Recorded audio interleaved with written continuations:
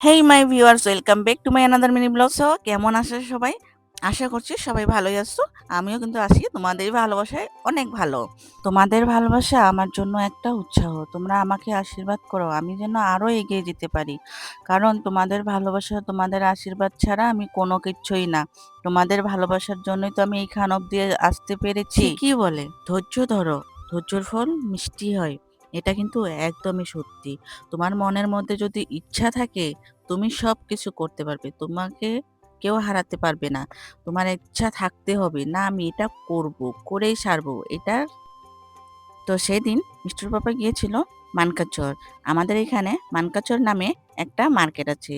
আমাদের এখানে যারা যারা থাকে, যারা আমার ভিডিও দেখে, তারা আবার ন্যাকামো মারবে যে মানকাচর বলে এটা জায়গা আছে, এটা আবার বলতে হয়। কারণ শুধু তোমরাই আমার ভিডিও দেখো না, অনেক ভিউয়ার্স আছে যারা বাইরে থাকে, অনেক দূরে দূরে থাকে, যারা আমি কোনখানে থাকি, আমি কোথায় থাকি সেগুলো একদমই জানে না।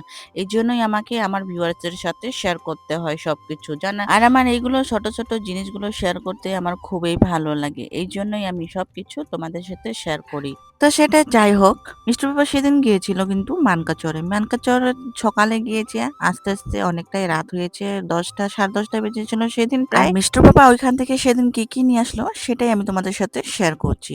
সেদিন নিয়ে এসেছিল মিষ্টির বাবা অনেক রকমের মিষ্টি।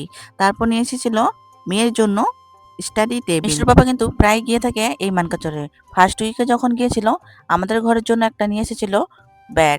তো এই উইকে যখন গেল, তো নিয়ে আসলো মেয়ের জন্য একটা স্টাডি টেবিল। এটা না যে এইখানে পায় না, এইখানেও পায়, বাট এখানে একটু দামটা উপর নিচে।